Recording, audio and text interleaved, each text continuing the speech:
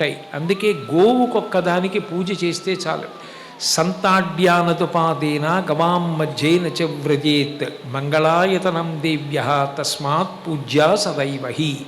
దిలీప మహారాజు గారు సుదక్షిణాదేవితో కలిసి గోపూజ చేసి గోవుని సేవించిన కారణం చేత వంశకర్త అయిన రఘుమహారాజు గారు పుట్టాడు. అంత గొప్పదైన గోపూజ పృష్ఠభాగమునందు చేస్తారు. అందుకని గోపృష్ఠంలో పసుపు కుంకం వేసి దిలీపుడు సుదక్షిణ వంటి వారి దర్శనం కూడా అంత గొప్పది. అందుకని అట్లా పూజ చేస్తున్నట్లుగా మీకు అక్కడ ఒక మంగళప్రదమైనటువంటి చిత్రాన్ని ఇవ్వడం జరిగింది. సంతాడ్యానతుపాదేన, ఎప్పుడైనా కాలు ఎవరికైనా తగులుతుందేమో కానీ గోవుకి మాత్రం తగలకూడదు. గవాం మధ్యేన చ వ్రజేత్, ఆవుల మంద మధ్యలోంచి వెళ్ళకు. మంగళాయతనం దేవ్య, పరమమంగళప్రదమైనది మంగళాంబిక ఎవరు అంటే గోవే. అటువంటి మంగళదేవత తస్మాత్ పూజ్యా సదైవహి.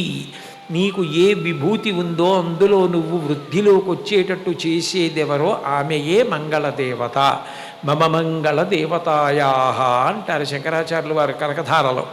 అటువంటి గోవుకి తస్మాత్ పూజ్యా సదైవహి, ఎప్పుడూ గోపూజ జరుగుతూ ఉండవలసిందే. గోపూజ అంత గొప్పదు సుమా, అంత తేలికగా పెట్టవచ్చు. అన్నిటిని మించి మీకు నేను ఒక విషయం చెప్తాను.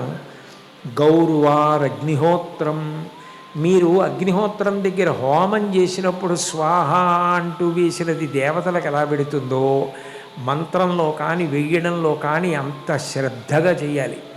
నిజానికి నవగ్రహ దోషాలని అటువంటి వాటికి భయపడక్కర్లేదు.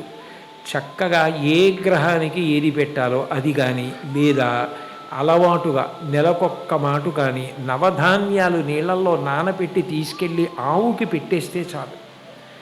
ఆవుకి పెట్టేస్తే ఆవు తీసుకుంటుంది, ఎదర వస్తుందో శ్లోకం, ఆ శ్లోకం చెప్పి పెట్టేస్తే మీరు ఆ రోజున నవగ్రహ హోమం చేసినట్టు.